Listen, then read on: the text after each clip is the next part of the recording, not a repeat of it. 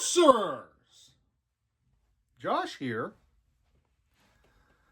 So you want to be a sorcery judge. What does that mean? Well, right now, there actually isn't a firm definition because Eric's Curiosa has not yet released the judge program. Now, the good news is, just recently in the Discords, Ira dropped a couple paragraphs of information about what he believes a sorcery judge should be. And given that he's probably, as a Eric's Curiosa employee, going to have a lot of input on what and who should be selected as a sorcery judge, the information that he dropped in there, I think, is very important. So the first part, obviously, rules knowledge. And that's important for any judge. You need to know the rules. You need to know the interactions. You need to know all those corner cases. That is your responsibility as a judge. But in addition to that, Ira indicated that judges for sorcery are also going to have to be engaged in community service, building the game, doing things like hosting events, judging at events, teaching new players, helping out in the Discords by answering rules questions. And while it didn't seem to indicate that, oh, you have to do all of these things, clearly a mixture of these things or doing that, or perhaps maybe you're the champion of bringing on new players, maybe that will be enough, and I suspect it may be. But you have to engage in that type of activity as well. Now, many of the individuals I know that many parts of the community consider to be sorcery judges do engage in those types of activities. So I don't think that that bar is too high or a problem or anything like that.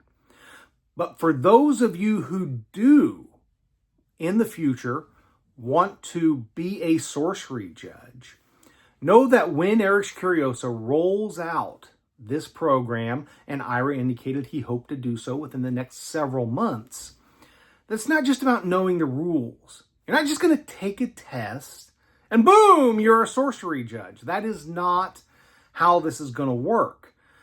There's probably going to be some type of look into what is it that you've done. Are you hosting your local events? Cool. That's part of the community service to the community. Are you that tournament organizer? Have you volunteered at any large events? Courtesan Cup, Sorcery Con, Gen Con, March of the Mortals, any of these larger events. Have you judged there?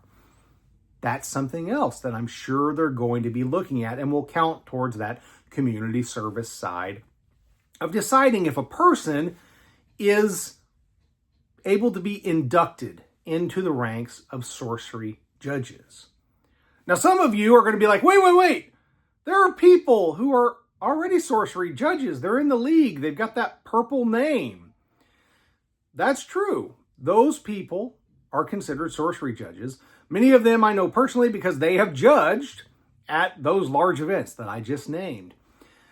But officially, even though the community and the TTS League recognizes those individuals as judges, they're not truly Eric's Curiosa judges for sorcery because that program doesn't exist yet.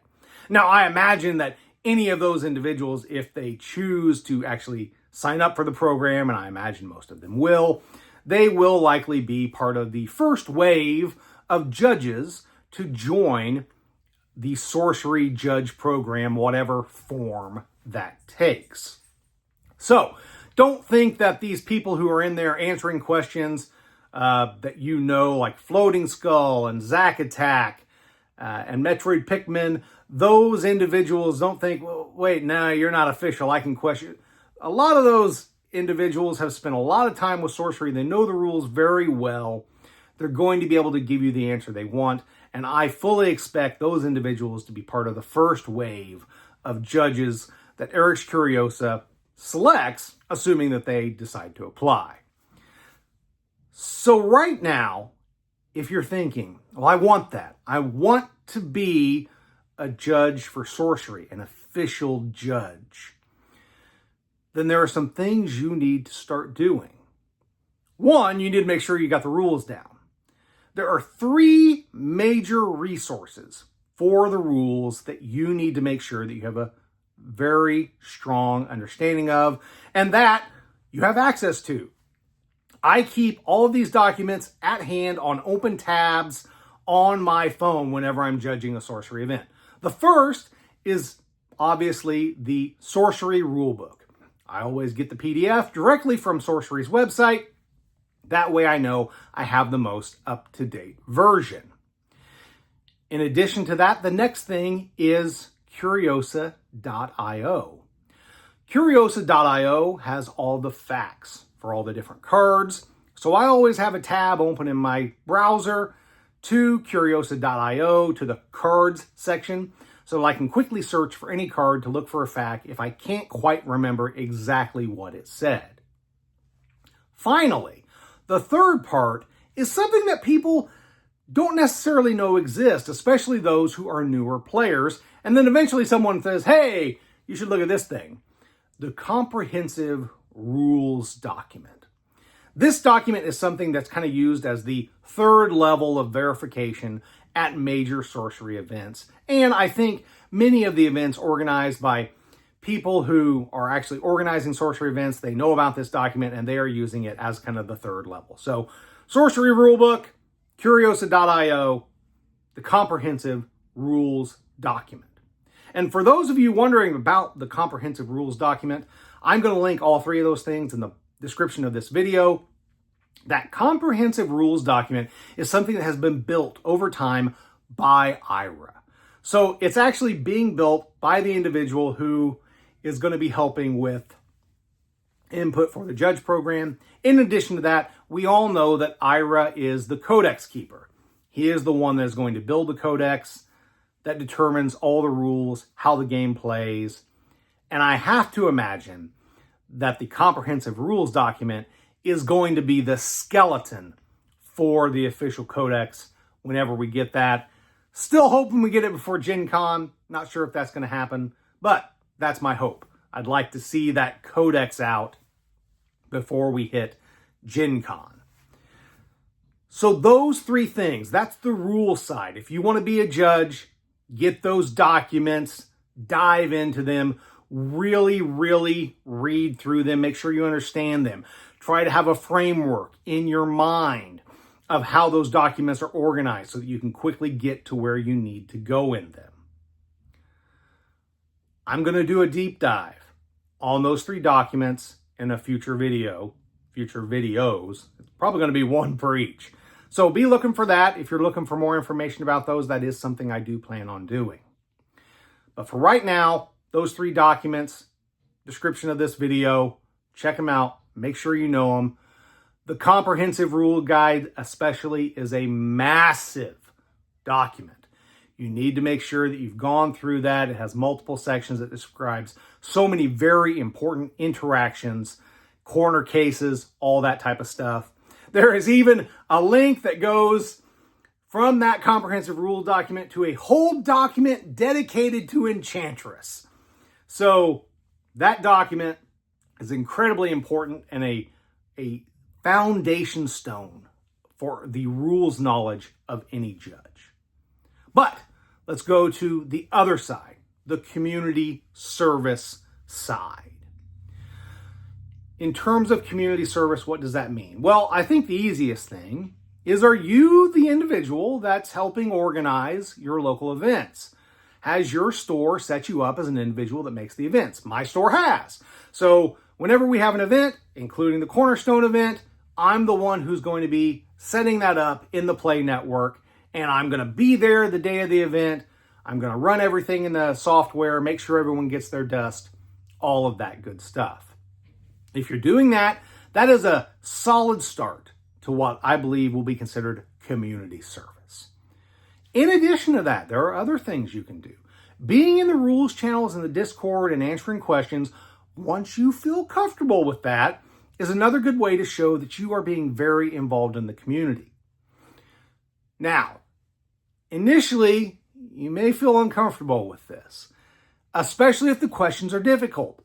So what I would encourage anyone who wants to really pursue this path to do, be in the rules channel and answer the questions you know, or answer the questions that you're able to quickly look up and answer for someone before someone else does. That is a very good way to become very familiar with the documents for the rules side of being a judge. It's also a very good way to build your knowledge, to have it in your head so that you're not constantly checking these documents. And it also lets you help fulfill this community service side of things. And just so you all know, there are multiple Discord channels. You can go to the League channel and there's a rules channel. You can go to the main Sorcery Discord and there's a rules channel. I'm sure there are other Discords out there that have rules channels where people are actively answering rules. Sorcerers at the Core, I believe, has a dedicated rules channel in their Discord. So they all have these things where you can go in and start answering questions. Now, I will say, I think answering questions in the main official Sorcery Discord or in the League Discord may be your best opportunity, but Erix Curiosa tends to watch a lot of the different things. I don't know how closely they are, but they will occasionally comment on my videos, so I do know they watch a lot of the things that the community does and drop some comments in, so we know they're seeing it, and that's the type of thing you need to be seen doing, right? Need to be seen doing those things. So, maybe I'm assuming that the Erix Curiosa folks are aware of Sorcerers at the Core. Well, I know they are. I don't know how often they drop in that Discord, though. Are they monitoring that rules channel? I don't know. But if you're doing a lot of your answering over there, then maybe you might want to jump over and also do some in the other Discords, just so you're around, so that the folks over at Erix Curiosa can be aware of you, know that you're doing some service for the community, so that when the time comes and this judge program rules out, you have a good opportunity to say, hey, here's the stuff I have done. Now, one of the other major things, and this is the one that I consider the big one, judging at events. Now, it is my personal opinion that judges should not participate in the events they're judging. It leads to a lot of issues.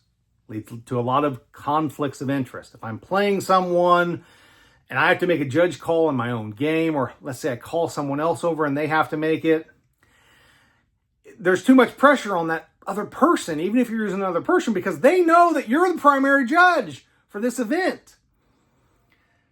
So there's just serious conflicts of interest, which is why I am a firm believer that events should have a dedicated judge. Now, because of the size of the sorcery community, I know that's not really something that we can all say, yeah, we're going to do that. So certainly at events, and I've tried to set a limit in my mind. Is there a limit? Is there a level of an event I could say, okay, at this point, we need a dedicated sorcery judge? Still trying to fuzz that one out. I'm debating between 16 and 24. Is it 16? 16 is pretty low. It's getting 16 players to show up at your events regularly. Right now, that's a pretty high bar.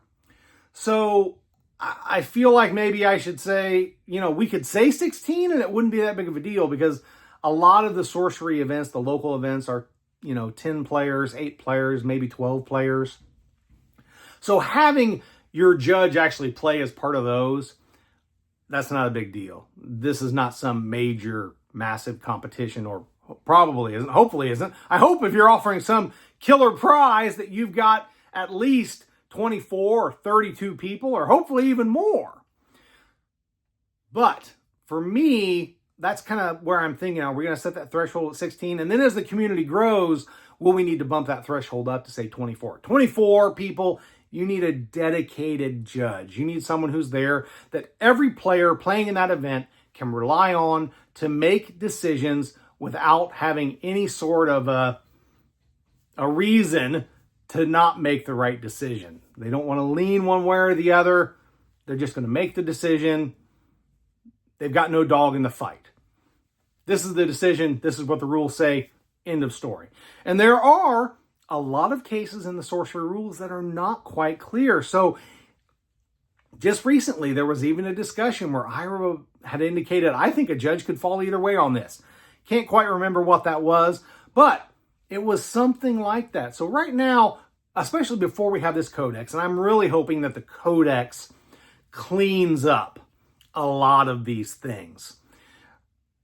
Right now, while we don't have the codex, having that judge who is completely independent, who isn't part of that competition, who isn't going to win that prize, for the players to know that that's happening, I think that's a very important thing.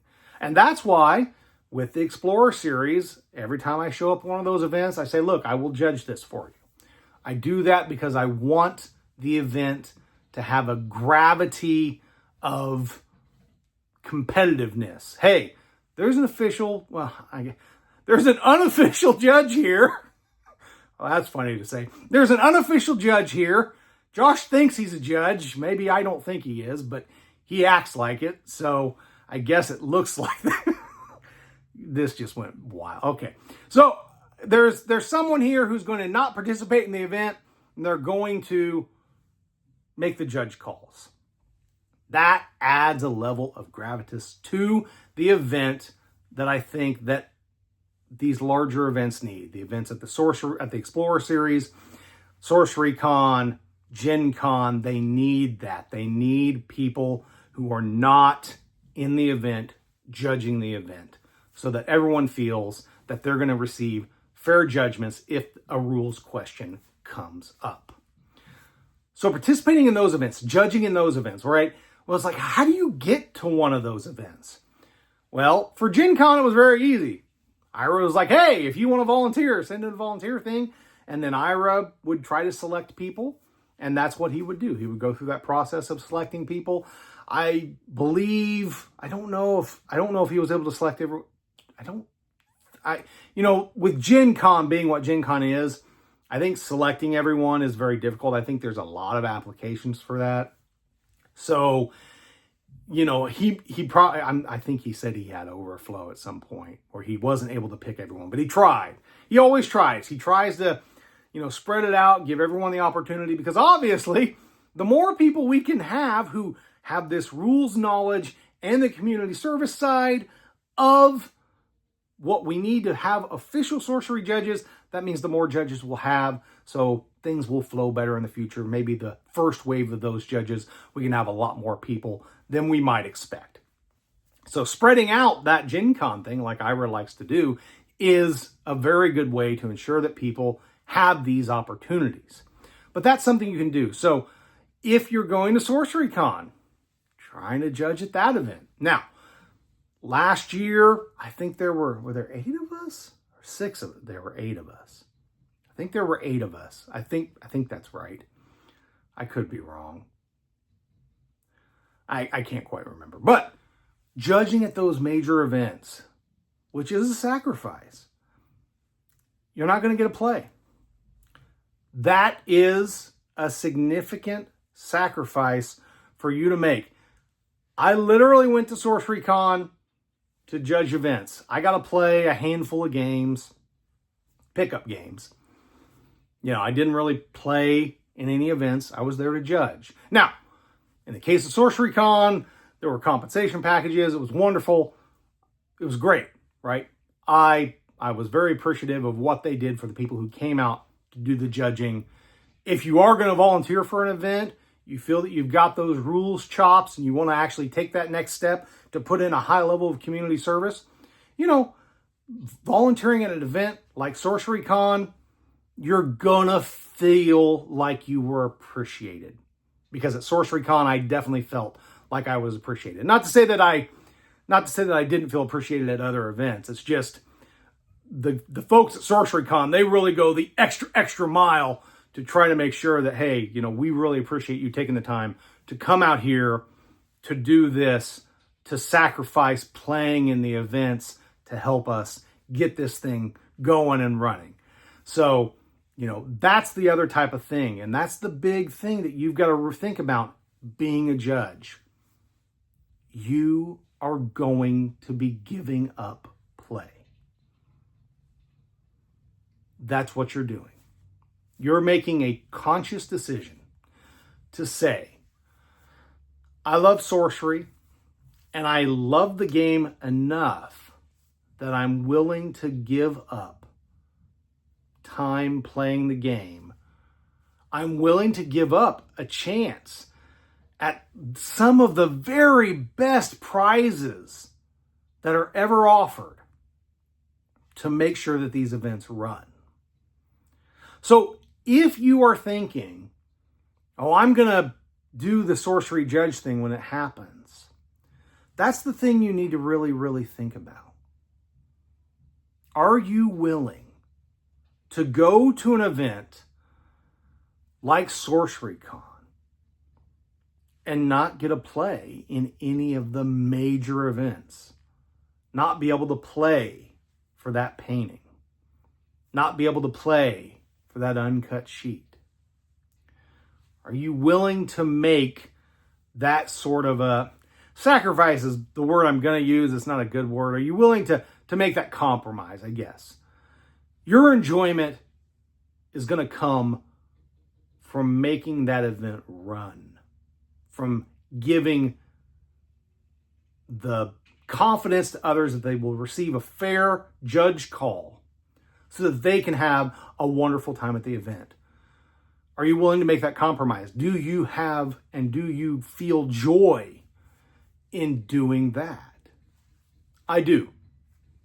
That is why I go to events and offer to help judge, because I want players to really enjoy that event. And I think a dedicated judge at an event helps them do that. It helps them feel sure that they're not only having fun, but that the decisions that are made in relation to rules calls are fair.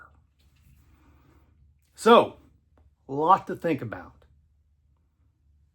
I hope if you are really considering being a sorcery judge in the future, whenever that happens, whether it's the beginning of next year, late this year, whatever time it is rolled out, at whatever point that is, if you make that decision, really think about what you're saying. Now, this isn't to say that you can't go and judge at a major event like Sorcery Con and then say, I'm not going to judge at Gen Con, I'm just going to play and enjoy it. I definitely think that that is something that I would think the Eric Curiosa folks would be fine with. Yeah, you do your community service here. It shouldn't always be community service. You need to enjoy it too. I'm sure that will be fine. But you have to realize that if you want to really be known as a judge, you're going to have to give up playtime. You're going to have to give up your shot at those major prizes. Now, maybe like me, you're not a great player and you're like, well, I wasn't going to win those anyhow. So it doesn't matter. And that's my case. I'm never going to beat guys like CJ or Bruce. It is never going to happen. You know, maybe I'll get lucky. I mean, I did bring Bruce to death's door in our first game ever. So for me, that was an accomplishment. I was like, great. And I knew I was going to lose after that. It was fine. I made a play specifically to bring him to death's door rather than continuing the game. I'm like, well, at least I can have this joy. Bruce is at death's door.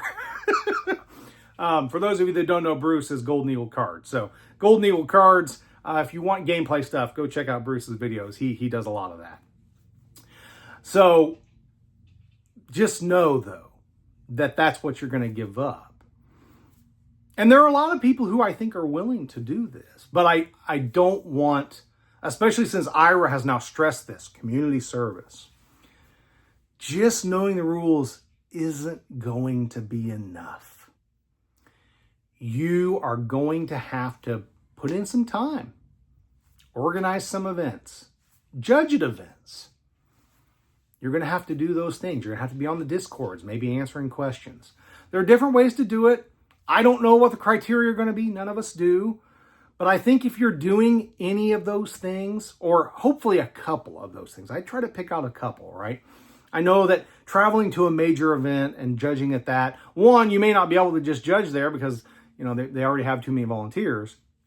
But two, there's the expense. That's a lot of money. Going to a major event like Gen Con or going out to Las Vegas for Sorcery Con, that's a ton of money. So I get it. I get why you're like, I can't get to those major events. Well, but that doesn't mean that at your local store, you cannot be taking the time to get them to run events. And I know that sometimes that's a fight too. I've seen more than enough people saying, hey, I cannot get my store to pick this thing up. Okay, I get that. That's a fight too. But those are the things you need to be trying to do. So, this is the beginning of a lot of talk about being a judge and just the things that I know about being a judge and what you will want to do. Just tips, that type of thing. So I'm going to, again, talk about the big three on the rules side. We're going to talk about the rulebook, Curiosa.io and the facts there, the comprehensive rulebook. We're going to talk about all those, do a video on each one of those probably. And then on the community service side, I don't know if I'm going to do a video series side on that or not, because I typically talk about those events after they've happened. I create videos to talk about them. But I may try, something more specific to talk about on the event side, on the community service side. We'll see what happens. But that's kind of what I plan to do over, who knows, the next couple of months, however long it takes for me to generate those videos and all that.